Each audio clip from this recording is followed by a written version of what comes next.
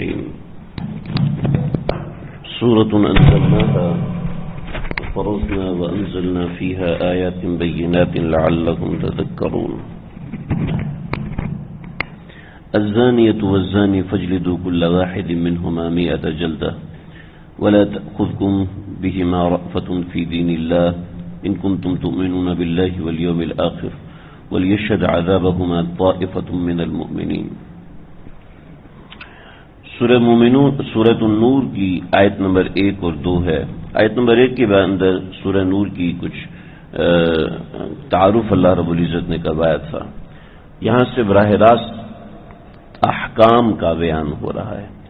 الزانیۃ وہ عورت جو زنا کرے، والزانی اور وہ مرد جو زنا کرے، فجلدوا کل واحد منہما ان میں سے ہر ایک کو مارو، 100 جلدہ 100 کوڑے سزا کے طور پہ. ولا تأخذکم بہما رأفہ اور اس کے اندر تم کو رحم نہ آئے، فی دین اللہ اللہ کے دین کے اندر.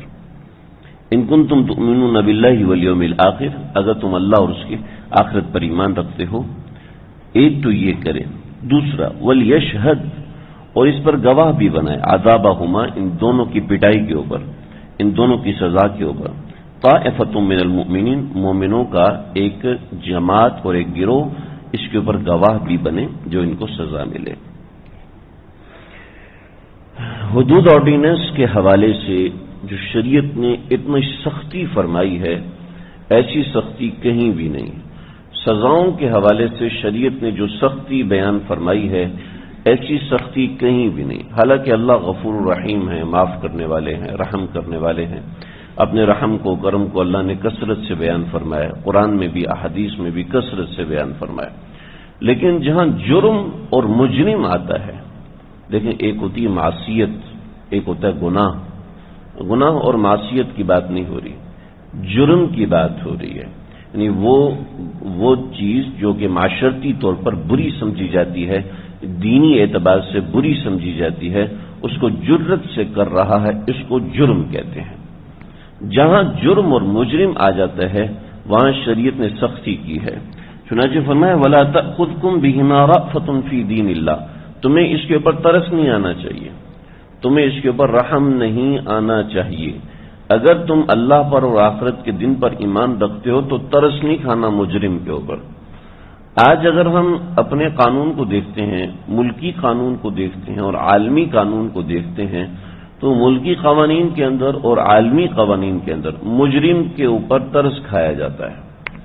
حالانکہ کہیں شک ہو تو شک کا فائدہ مجرم کو دیا جاتا ہے تاکہ کسی طریقے سے وہ مجرم ثابت نہ ہو. پہلے شریعت یہ زور لگاتی ہے کہ کوئی شخص اول تو مجرم ثابت نہ ہو. چنانچہ جس صحابی رسول صلی اللہ علیہ وسلم نے چور کو کہا تھا کہ جاؤ نبی اکرم صلی اللہ علیہ وسلم کو بتا دو، تو آپ صلی اللہ علیہ وسلم نے فرمایا کہ بھئی تم نے اس کو اپنی چادر سے چھپا کیوں نہیں لیا؟ کیونکہ پہلے وہ پہنچے تھے حضرت ابو بکر صدیق کے پاس، یا حضرت میں نے چوری کی. فرمایا توبہ کرو، جس کا مال لیا تھا اس کو واپس کر دو اور جاؤ. حضرت عمر کے پاس آئے، حضرت عمر نے فرمایا تم بھی جاؤ، کوئی مسئلہ نہیں. لیکن پھر تیسری مرتبہ جب وہ ایک حضرت ابو لبابہ یا کسی اور صحابی کے پاس آئے تو انہوں نے کہا کہ جاؤ نبی اکرم صلی اللہ علیہ وسلم کو بتاؤ. تو آپ صلی اللہ علیہ وسلم کو جب بتایا تو آپ نے اس کا ہاتھ کاٹا. جب ہاتھ کاٹا تو آپ روئے. تو کہنے لگے یا رسول اللہ آپ ہاتھ نہ کاٹتے. فرمایا کہ اللہ کے حکم کے سامنے میں چپ کیسے ہو جاؤں؟ تمہاری ذمہ داری تھی کہ تم اپنی چادر سے اس کو چھپا لیتے ہو، اس سے کہتے توبہ کر لو اللہ معاف فرما دیں گے. شریعت پہلے زور لگاتی ہے کہ مجرم کا جرم ثابت نہ ہو. چنانچہ حضرت مائدہ اسلمیہ رضی اللہ تعالیٰ عنہ آئی تو آپ صلی اللہ علیہ وسلم نے فرمایا کہ جاؤ جو چلی جاؤ، تم ایسی بول رہی ہو. کہ نہیں یا رسول اللہ مجھ سے گناہ ہوا ہے، مجھے پاک کیجئے. آپ نے فرمایا جاؤ اللہ سے معافی مانگ لو، بات ختم ہو جائے گی. پھر جب وہ 4 مرتبہ آئی تو حد پوری ہو گئی. تو آپ نے فرمایا جاؤ، ابھی تم نے گناہ کیا، تمہارے پیٹ میں جو ہے اس نے تو کوئی گناہ نہیں کیا. جب وہ پیدا ہو جائے تو پھر بات کرنا. جب وہ بچہ پیدا ہوا پھر آئیں. آپ صلی اللہ علیہ وسلم نے فرمایا جاؤ اس بچے کا کیا قصور ہے، اس کو دودھ کون پلائے گا؟ چنانچہ اس کو 2 سال دودھ پلایا. پھر وہ آئیں تو اس بچے کے ہاتھ میں روٹی تھی اور کہنے لگی یا رسول اللہ بے چین ہوں، بے قرار ہوں، جرم کیا ہے، اللہ سے معافی کروائیے، مجھ پہ حد جاری کیجیے. چنانچہ جب حد جاری ہوئی تو حضرت خالد بن ولید کی زبان سے سخت جملے نکلے تو ہم نے فرمایا خالد چپ ہو جاؤ، اس نے ایسی توبہ کی تھی، اگر پورے مدینہ میں تقسیم کر دی جائے تو سب کی بخشش ہو جائے گی۔ تو اسلام پہلے مجرم کو یہ سکھاتا ہے کہ توبہ کر لو، معافی مانگ لو، اور قصہ یہیں پر دبا دو، بات ختم ہو جائے۔ لیکن جب مجرم کا جرم ثابت ہو جائے تو پھر اس کے لیے سخت سے سخت سزا دی جاتی ہے۔ چنانچہ یہ سخت سزا کیوں ہے؟ آج عالمی قوانین یہ کہتے ہیں جی اسلام تو بڑا سخت دین ہے، اصل میں ساری بات پتہ نہیں ہے۔ پہلے تو اسلام مجرم سے کہتے کہ چپ کر کے اپنے جرم کا مداوع کرو، بات کو ختم کرو۔ اگر نہیں بات ختم ہوتی، وہ سرکشی اور عدوان کے ساتھ آتا ہے، تو زنا کرنے کے اوپر اتنی کڑی سزا کیوں ہے؟ اتنی کڑی سزا اس لیے کہ زنا صرف کوئی ایک جرم نہیں ہے، بلکہ یہ بہت ساری بیماریوں کا مجموعہ ہے۔ کیونکہ شریعت نے سب سے پہلے کہا کہ مرد عورت کو نہ دیکھے، عورت گھر سے باہر نہ نکلے۔ شریعت نے سب سے پہلے حکم دیا کہ عورت رہے گھر کے اندر، اور اگر وہ گھر کے اندر بھی رہتی ہے تو اس کو چاہیے کہ وہ اپنے پاؤں کو زور سے نہ مارے کہ کسی طریقے سے اس کے پاؤں کی آواز بھی دوسرے مرد کے پاس نہ جائے۔ وَلَا يَضْرِبْنَ بِأَرْجُلِهِنَّ لِيُعْلَمَ مَا يُخْفِينَ مِنْ زِينَتِهِنَّ، کہ اپنے پاؤں کو بھی زمین پہ ہلکا رکھیں۔ چاہے جائے گی کہ لڑکیاں لڑکوں سے مستیوں والی باتیں کریں، ان کے سامنے ہنسی مذاق کریں، ان کے سامنے گپ شپ لگائیں، اور ایسے ناز اور انداز دکھائیں کہ جس سے مردوں کا دل اس کی طرف مائل ہو، ایسا پرفیوم استعمال کریں کہ مرد کو اس کی خوشبو آئے، وہ گھوم کے دیکھے کہ کون عورت جا رہی ہے۔ تو بات کی بات ہے وَلَا يَضْرِبْنَ بِأَرْجُلِهِنَّ لِيُعْلَمَ، کہ اپنا پاؤں بھی زمین پہ مارے تو ہلکا مارے۔ پھر اس کے بعد وَلَا تَخْضَعْنَ بِالْقَوْلِ، اگر عورت کو مرد سے بات کرنے کی ضرورت پڑ جاتی ہے تو وہ نرم لہجے میں بات نہ کرے، سخت لہجے میں بات کرے۔ سخت لہجے میں بات کرنی چاہیے، نرم لہجے میں عورت کو مرد سے بات کرنا جائز نہیں ہے کہ جس کے اندر اس کے لہجے کی کھنک، اس کے لہجے کی نرماہٹ یا اس کے لہجے میں کوئی بھی میٹھا پن وہ مرد کے کان میں نہ جائے۔ اس کا بھی منع کر دیا۔ جب اس کا بھی منع کیا تو پھر اگلا قدم، عورت گھر سے باہر نہ نکلے، گھر کے اندر رہے کہ تم ولا تبرجن تبرج الجاہلیت الاولی، گھر کے باہر ہرگز مت نکلو، گھر کے اندر محدود رہو۔ اگر عورت کو ضرورت پڑ رہی ہے گھر سے باہر جانے کی، مرد سے بات کرنے کی، کوئی ایسا کام کرنا ہے، تو پھر ولا یخلون امرأۃ مع رجل، کہ کوئی عورت مرد کے ساتھ تنہا نہ ہو۔ اور جب اجتماع ہو تو اجتماعی صورت میں یہ کرے کہ قل للمؤمنین یغضوا من ابصارہم، مومن اپنی نگاہیں نیچی رکھیں، اس عورت کو نہ دیکھیں۔ اور وہ عورت ہے تو عورت ایسا لباس پہن کے گھر سے باہر نکلے کہ اس کے جسم کی کوئی ساخت کسی دوسرے کے سامنے نہ آئے، کہ فاسألوہن من وراء الحجاب، پردے کے پیچھے رہیں، اور ایسا جلباب اپنے سر پہ ڈالے جو پاؤں تک آئے، جس سے نہ عورت کی کمر کی شیپ سامنے آئے، نہ سینے کی شیپ سامنے آئے، اور نہ اس کے ٹانگوں اور ہاتھوں کی شیپ کسی مرد کے سامنے آئے۔ یعنی اتنا عورت کو اللہ رب العزت نے باؤنڈ کیا۔ دوسری طرف سے مرد کو باؤنڈ کیا کہ قل للمؤمنین یغضوا من، کہ جیسی کوئی عورت سامنے آتی ہے اس پردے کے باوجود تو اپنی نگاہ کو تم نے نیچے ہی رکھنا ہے۔ چاہے جائے گی کہ اس کا چہرہ بھی کھلا ہوا تو پھر کتنی احتیاط ہے۔ پھر عورت کو پردے کا حکم ایسے دیا کہ ایک مرد کا گنوایا کہ اس سے بھی پردہ ہے، اس سے بھی پردہ ہے، یعنی ان لوگوں سے پردہ نہیں ہے، یہ 12 قسم کے لوگ ہیں، ان سے پردہ نہیں، اس کے علاوہ باقی ہر ایک سے پردہ ہے۔ اور اگر تمہیں اس سے بات کرنے کی ضرورت پڑے تو اس کے یہ آداب ہیں۔ اگر تم کو اس سے مخاطب ہونے کی ضرورت پڑے تو قل للمؤمنات یغضضن من ابصارہن، کہ عورتوں اپنی نگاہ نیچی رکھ کے بات کرنا، سخت لہجے میں بات کرنا، لیکن یاد رکھنا کہ تنہائی نہیں ہونی چاہیے، کہ مرد اور عورت کے درمیان تنہائی نہیں ہونی چاہیے، بھلے سے وہ کتنے ہی پاکیزہ دل کی عورت ہو، پاکیزہ تہجد گزار انسان ہو، وہ بہت بڑا عالم دین ہو، بہت بڑا مفتی اعظم ہو، پھر بھی اس کی عورت کے ساتھ تنہائی نہیں ہونی چاہیے۔ یعنی اتنی ساری باؤنڈریز کرنے کے بعد اگر پھر بھی نہیں بچ سکتا تو پھر کہا کہ نکاح کر لو، نکاح کر لو، اور نکاح کو بہت آسان بنایا۔ اور پھر نکاح سے کام نہیں بن رہا تو فرمایا مثنی و ثلاث و رباع، دوسرا بھی کر لو، تیسرا بھی کر لو، چوتھا بھی کر لو، لیکن 4 سے اوپر نہیں کر سکتے، یعنی 4 نکاح تک کرنے کی اجازت تھی۔ اگر پھر بھی نہیں کر رہا اور پھر بھی زنا ہی کر رہا ہے تو اب اس کو لے آؤ، اور اب اس کی سزا یہ ہے۔ تو شریعت نے ڈائریکٹ زنا کی سزا ایسے ہی نہیں دے دی، بلکہ پوری ایک ترتیب ہے۔ اب جو شخص زنا کرتا ہے تو اس کا مطلب ہے وہ ایک حکم نہیں توڑ رہا، بلکہ وہ کتنے سارے احکامات جو جامع اور مرتب ہیں ان سب کو توڑ رہا ہے۔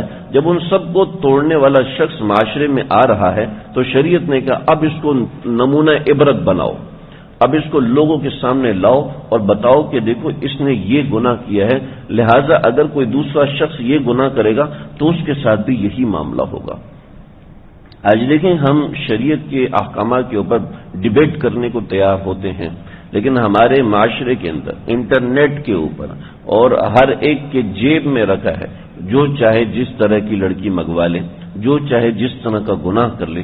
میں ایسے الفاظ نہیں بولنا چاہتا، لیکن ہمارے معاشرہ جو ہے ان آیات کے کتنا برخلاف ہے وہ آپ کو نظر آ رہا ہے کہ 180 ڈگری ہم بالکل مخالف چل رہے ہیں، اور دوسری طرف ہم کہتے ہیں جی عورت مارچ ہونا چاہیے اور ایسا ہونا چاہیے ویسا ہونا چاہیے، عورتیں خود اپنے آپ کو پیش کرنی ہے، جناب اتنے پیسے اور اتنے پیسے ہمارے پاکستان کے اندر ہو رہے ہیں، ہمارے پاکستان کی آفیشیل ویب سائٹس بنی ہوئی ہیں، آپ کے پاکستان میں آفیشیل ویب سائٹس ہیں، کراچی میں آفیشیل ویب سائٹس ہیں جن کے ذریعے سے آپ کو گناہ کی دعوت دی جاتی ہے، اس کے ایڈورٹیزمنٹ چلائے جاتے ہیں اور 85 قسم کی چیزیں ہیں۔ میں باہر ملکوں کی بات نہیں کر رہا، اپنے پاکستان کی بات کر رہا ہوں۔ تو ہم ان چیزوں کے اوپر تو بات کرنے کو تیار ہوتے ہیں، لیکن جہاں عزتوں کی نیلامی ہو رہی ہے اس کے اوپر ہم دین اور شریعت کو بالکل بھی نہیں دیکھ رہے ہوتے، اور کیسی کیسی تباہی اور غالب ہومو سیکشولوجی کی قراردادیں ہمارے پاکستان کے کئی آفیشیل ادارے ہیں، آپ حضرات بھی یقیناً جانتے ہیں ان اداروں کے نام، لیکن ان میں خفیہ طور پہ بہت سی ایسی قراردادیں چل رہی ہیں کہ ہومو سیکشولوجی کو ان کو اجازت دی جائے، گیئزم کو اجازت دی جائے، لیسبینزم کو اجازت دی جائے، اور وہ چل رہا ہے اور ہمارے ملک میں چل رہا ہے، تو اتنی کثرت سے چل رہا ہے۔ میں تنقید نہیں کر رہا اپنے نظام کے اوپر، میں صرف بتا رہا ہوں کہ ہمیں اویئرنیس ہونی چاہیے۔ اگر ہم حدود آرڈیننس کے اوپر کچھ تحفظات رکھتے ہیں تو ہمیں کم از کم باہر کے حالات پتہ ہونے چاہیے۔ اگر حدود آرڈیننس کے بارے میں وہ یہ سوچتا ہے کہ اسلام کے یہ احکامات تو بڑے ظالمانہ ہیں اور اسلام نے تو یہاں نرمی نہیں کی بلکہ سختی کی ہے، تو سمجھ لے کہ اسلام کی نرمی اور اسلام کی سختی کا کچھ معیار ہوتا ہے۔ ہر چیز اگر ہماری زبان سخت ہو جائے تو ہم کچھ کھا نہیں سکتے، اگر ہمارے دانت زبان کی طرح نرم ہو جائے تب بھی ہم کچھ کھا نہیں سکتے۔ تو نظام کو چلانے کے لیے کہیں سختی ضروری ہے، کہیں نرمی ضروری ہے، لیکن جہاں سختی ہے تو وہاں پر کہ جی یہاں پہ تو سختی نہیں ہونی چاہیے، اسلام تو بڑا ہارش قسم کا مذہب ہے اور یہ اس کے اندر تو اس نوعیت کی باتیں ہیں، اس کو ذرا سمجھا جائے۔ نظام کے اندر ترتیب ہوتی ہے، اس ترتیب سے جو ہٹ کے چلے گا ظاہری بات ہے اس کو نظام سے ہٹایا جائے گا، وہاں پر سختی کیا جانا ضروری ہے۔ چنانچہ یہاں 2 قسم کے احکامات ہیں۔ جب کسی زانی نے زنا کر لیا تو اس کو 100 کوڑے مارے جائیں گے، اور اگر شادی شدہ نے زنا کر لیا ہے تو اس کو رجم کیا جائے گا۔ رجم کا میں بتاتا ہوں، اللہ کی ترتیب کتنی خوبصورت ہے۔ الزانیۃ والزانی، وہ عورت جو زنا کرے اور وہ مرد جو زنا کرے، جبکہ دوسری طرف ہے والسارق والسارقۃ، وہ مرد جو کہ چوری کرے اور وہ عورت جو کہ چوری کرے، فاقطعوا ایدیہما، ان دونوں کے ہاتھ کاٹ دو۔ ہو سکتا ہے آپ کو سمجھ میں نہ آئی ہو، میں تھوڑا واضح کر کے کہوں، وہاں چور اور چورنی، یہاں زانیہ اور زانی، وہاں پہلے مرد کا ذکر ہے پھر عورت کا ذکر ہے، یہاں پہلے عورت کا ذکر ہے پھر مرد کا ذکر ہے۔ اس کا مطلب یہ ہے کہ اقدام زنا عام طور پر عورت کی طرف سے زیادہ ہوتا ہے اور اقدام چوری عام طور پر مرد کی طرف سے زیادہ ہوتا ہے۔ تو زنا کے اندر جو اصل محرک ہے وہ عورت ہوتی ہے، مرد اس کے تابع ہوتا ہے۔ زیادہ تر کی بات سب کی بات نہیں کر رہا، جہاں ریپ کیسز ہوتے ہیں میں ان کی بات نہیں کر رہا، لیکن عام طور پہ زنا کی محرکات میں عورت زیادہ پیش قدم ہوتی ہے، لہذا عورت کو پہلا نام ذکر کر کے سمجھایا کہ اگر عورت اپنے آپ کو لگام دے دے تو انسان تو معاشرے میں بہت بڑا طبقہ ہے جو گناہ سے بچ سکتا ہے۔ چنانچہ بادشاہ اور اس کے وزیر دونوں آپس میں بڑے گہرے دوست تھے۔ بادشاہ کی بیٹی تھی اور وزیر کا بیٹا تھا، دونوں نے آپس میں منہ کالا کر لیا۔ تو بادشاہ کو غصہ ہے، اس نے کہا کہ اپنے بیٹے کو لے کے ہم اس کا سر قلم کریں گے۔ تو وزیر نے کہا جی بادشاہ سلامت، بالکل کروں گا، لیکن آپ ذرا اپنی تلوار دکھائی۔ کہا بادشاہ سلامت اس کو نیام سے نکالیں۔ بادشاہ نے تلوار نیام سے نکالی، نیام وزیر کے پاس، تلوار بادشاہ کے پاس۔ کہا بادشاہ سلامت اب تلوار کو نیام میں ڈالیں۔ بادشاہ ڈالنا چاہتا ہے، وہ نیام کو آگے دوسری طرف کر دیا، پھر دوسری طرف کر دیا۔ ابھی مجھے نیام میں تلوار ڈالنے دو گے تو ڈلے گی۔ تو بادشاہ سلامت جب تک عورت رضامند نہیں ہوگی تو میرا بیٹا کیسے زنا کر سکتا ہے؟ تو بادشاہ کو سمجھ میں آ گئی، کہتے ہیں ہاں تم نے بات صحیح کی ہے۔ تو اس لیے پہلا محرک معاشرے کے اندر خاتون ہے۔ اگر خواتین اپنی حد میں رہتی ہیں تو معاشرے کے اندر زنا کی شرح کئی فیصد کم ہو سکتی ہے، جب عورت اپنی حد میں رہتی ہے۔ ہمارے معاشرے میں ہماری عورت کو مرد سے باغی کیا جا رہا ہے، کسی بھی ذریعے سے، اس کے حقوق کے ذریعے سے، اس کی تعلیم کے ذریعے سے، اور اس کے رہن سہن کے ذریعے سے۔ اور یہ ایک بات یاد رکھیں، اسلام کبھی بھی عورت کو تعلیم سے منع نہیں کرتا۔ عورت کی تعلیم مرد کی تعلیم سے کئی گنا زیادہ اہم ہے۔ میرے پاس بہت باتیں ہیں، میں کیا بتاؤں۔ علاؤدین کندی رحمۃ اللہ علیہ، ان کی ایک بیٹی تھی۔ اس علاؤدین کندی رحمۃ اللہ علیہ کی بیٹی کا نام تھا تحفہ۔ اس نے کتاب لکھی تحفۃ الفقہاء، 3 جلدوں میں کتاب موجود ہے، اور کتاب لکھ کے اس نے پبلش کروائی، اور پبلش کروانے کے بعد اس نے پورے عالم اسلام کے علماء کو چیلنج کیا، اور چیلنج کر کے کہنے لگی کہ جو مرد اس کتاب کا جواب لکھے گا، علاؤدین کندی کی بیٹی تحفہ اس سے شادی کرے گی، اس سے نکاح کرے گی۔ چنانچہ 10,000 علماء نے کتابیں لکھی، اور ان میں سے امام علامہ کاسانی رحمۃ اللہ علیہ ایک بہت بڑے عالم ہیں، انہوں نے کتاب لکھی بدایہ ثنایا۔ اس کی 6 جلدیں لکھی اور 6 جلدیں لکھ کے بھیج دی، کا موازنہ کر لو کہ یہ کیسی کتاب ہے۔ چنانچہ 6 جلدوں کا جب موازنہ کیا تو بیٹی کہنے لگی کہ ابا روئے زمین پر ان سے بڑا فقیر انسان کوئی نہیں ہو سکتا۔ تو والد سمجھ گئی کہ بیٹی نے اشارت دے دی کہ یہ اچھے انسان ہے، ان سے نکاح کر دیا جائے۔ چنانچہ نکاح ہوا اور پھر جلدیں پوری ہوئیں، 10 جلدوں میں بدایہ ثنایا آج بھی شائع ہے، کتاب دیکھ سکتے ہیں آپ۔ تو بدایہ ثنایا بہت زبردست کتاب ہے آج۔ تو بدایہ ثنایا کے لکھنے والے چنانچہ جو بھی سوال آتا تھا تو سوال کے نیچے جواب لکھنے والی یہ خاتون ہوتی تھی، تحفہ خاتون ہوتی تھی، اور نیچے علامہ کاسانی رحمۃ اللہ علیہ دستخط فرماتے تھے، اور کبھی ان کے والد دستخط فرماتے تھے، علاؤدین کندی دستخط فرماتے تھے۔ الجواب الصحیح کہتے عورت کا دستخط نہیں آنا چاہیے کہ عورت کا نام دوسروں کے سامنے آئے گا تو اچھا نہیں ہے، لہذا کہ مرد کا دستخط ہونا چاہیے، میری کیا حیثیت ہے۔ چنانچہ جب علامہ کاسانی رحمۃ اللہ علیہ حج پہ گئے تو بادشاہ وقت کو پتہ چلا کہ علامہ کاسانی حج پہ آئے ہوئے ہیں، تو فوراً بادشاہ سلامت پہنچے، مطاف خالی کروایا، کہنے لگے آپ حج پہ تشریف لائے ہیں، میں آپ کو کعبے کی امامت پیش کرتا ہوں، اور میں آپ کو کعبے کا قضا پیش کرتا ہوں کہ آپ رہیں اور قضا کریں، اور یعنی قاضی کا عہدہ سنبھالیں اور آپ یہیں پر رہیے۔ کہنے لگے جی میرے گھر والے، کہ جی آپ کے گھر والوں کے لیے میں نے قافلہ بھیج دیا ہے، وہ قافلہ آپ کے گھر والوں کو بھی لے کر آ جائے گا۔ تو جب قافلہ گھر پہنچا تو قاضی علامہ کاسانی رحمۃ اللہ علیہ کو وہاں پر چیف جسٹس رکھ لیا گیا ہے، کعبۃ اللہ کا امام رکھ لیا گیا ہے، اور وہاں پر حرمین شریفین وہ مستقل رہیں گے، لہذا آپ ہمارے ساتھ چلیں۔ تو انہوں نے کہا کہ پہلے میں ایک خط لکھتی ہوں، اس خط کو لے جائیں اور لے جا کے علامہ کاسانی کو دیں۔ چنانچہ علامہ کاسانی عالم اسلام کے بہت بڑے عالم، ان کو خط لکھا اور خط جا کے علامہ کاسانی کو دیا۔ علامہ کاسانی نے خط پڑھا، نیچے لکھا ہوا تھا افسوس ایک سفر میں سارا علم بھول گئے، ایک سفر میں تم سارا علم بھول گئے ہو، مجھے شرم آتی ہے کہ میں نے تمہیں فقیہ سمجھا۔ اللہ اکبر۔ عالم اسلام جس کے سامنے علمی طور پہ گھٹنوں کے سامنے بیٹھا ہوا ہے، اس کی بیوی کیا کہہ رہی ہے، اس کو سیدھا کر رہی ہے، کہتے افسوس ایک سفر میں سارا علم بھول گئے۔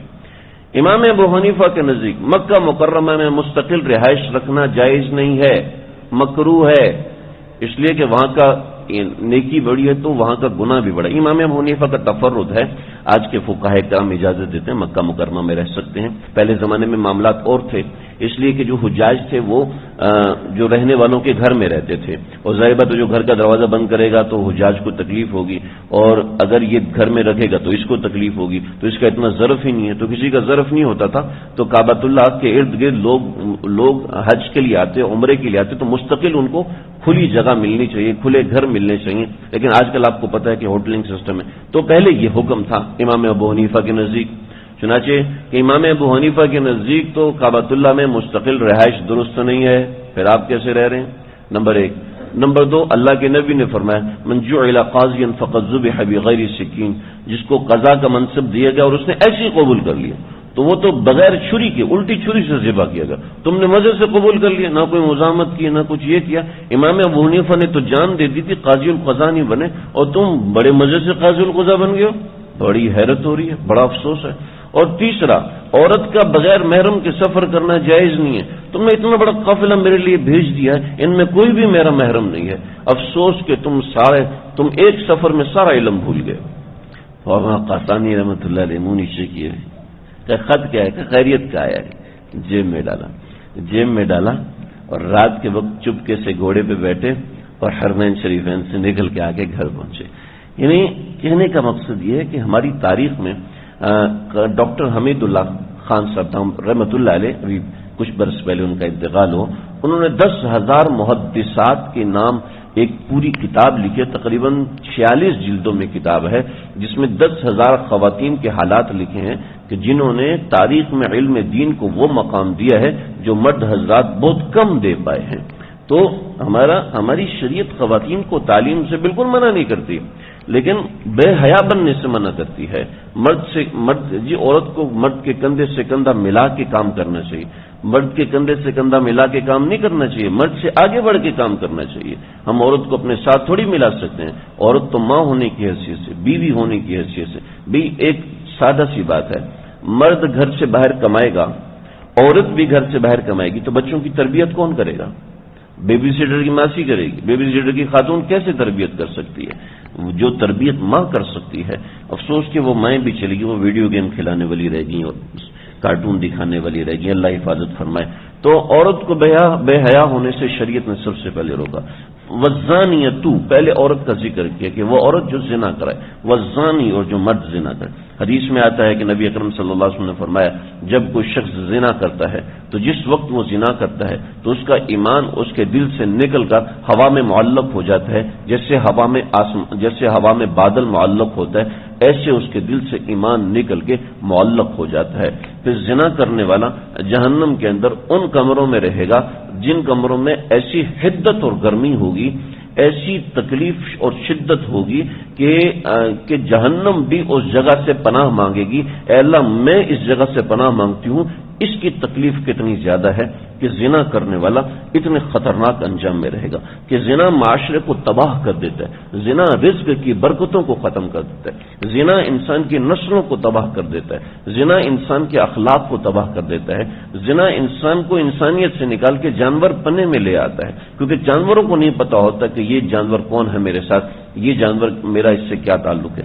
تو زنا انسان کو اس مقام تک لے کے جاتا ہے۔ ہمارا معاشرہ جس درجے میں چل رہا ہے ہم کھل کے بات نہیں کر سکتے، ابھی بھی بہت زیادہ بات کی ہے، لیکن میں 1% بات کروں۔ ہمارا معاشرہ جس لیول پہ ہمارے نوجوانوں کو، ہمارے شادی شدہ حضرات کو لے کے چل رہا ہے، وہ معاشرہ اللہ حفاظت فرمائے تو فرمائے، ورنہ اگلے 10-15 برسوں کے اندر یہاں تو تباہی مچ رہی ہے، بلکہ ابھی بھی تباہی مچی ہوئی ہے۔ اللہ ہماری اور ہمارے نوجوانوں کی حفاظت فرمائے، جو دین کے کام میں لگے ہوتے ہیں ان کی حفاظت فرمائے۔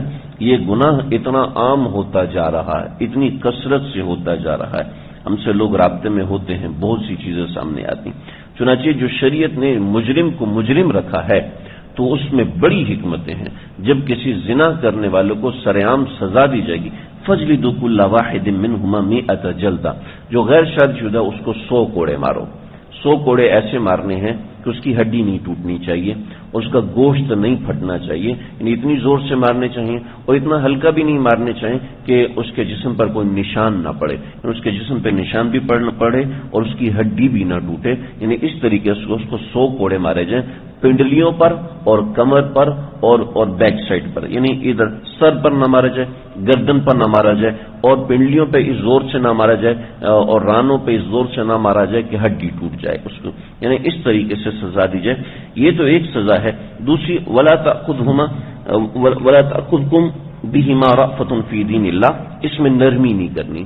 اللہ نے سمجھایا کہ یہاں پر اگر آپ مجرم کے اوپر ترس کھائیں گے تو یہ جرم بڑھتا چلا جائے گا۔ چنانچہ آپ دیکھ رہے ہیں کہ مجرم کو کیا مسئلہ ہے، لائف میں سب کچھ چلتا ہے، یعنی ابھی تو گناہ کرنے کے بعد فخر بھی کرتے ہیں، ابھی تو گناہ کرنے کے بعد دوستوں میں تذکرہ بھی کرتے ہیں اور دوسروں کو ترغیب بھی دیتے ہیں، میں نے اس طرح کیا، تم کو بھی اس طرح کرنا چاہیے۔ نہیں، اس کام میں ذرا کسی سے نرمی نہیں برتنی۔ اگر تم اللہ پر ایمان رکھتے ہو اور آخرت پر ایمان رکھتے ہو، یعنی اللہ نے واسطہ دیا ہے کہ اگر تم مجھ پر ایمان رکھتے ہو یا آخرت پر ایمان رکھتے ہو تو خبردار اس میں نرمی نہیں برتنا۔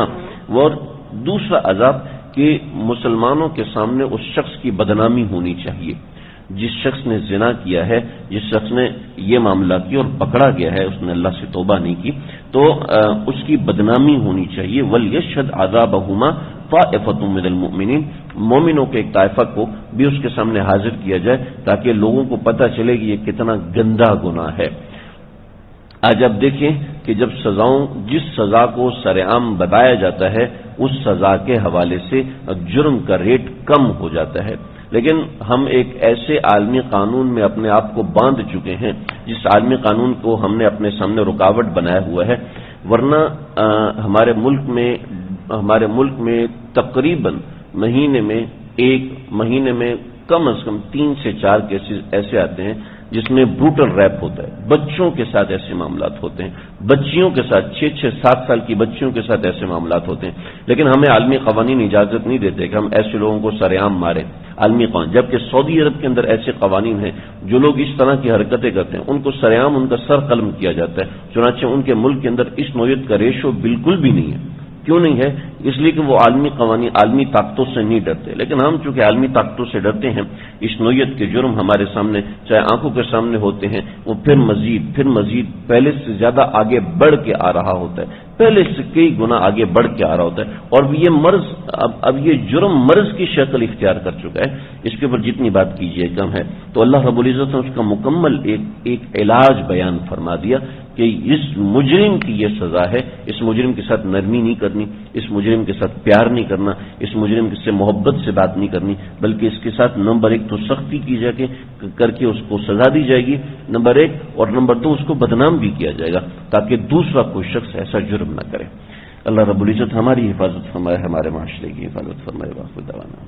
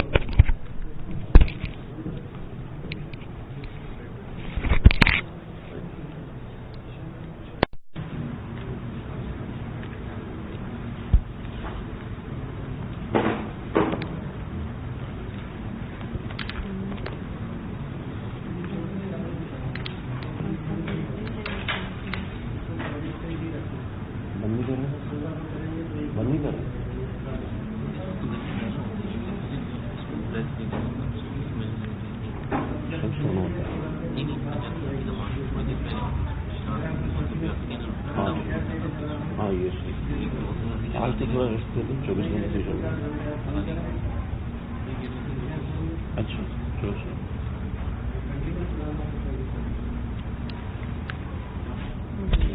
بیٹا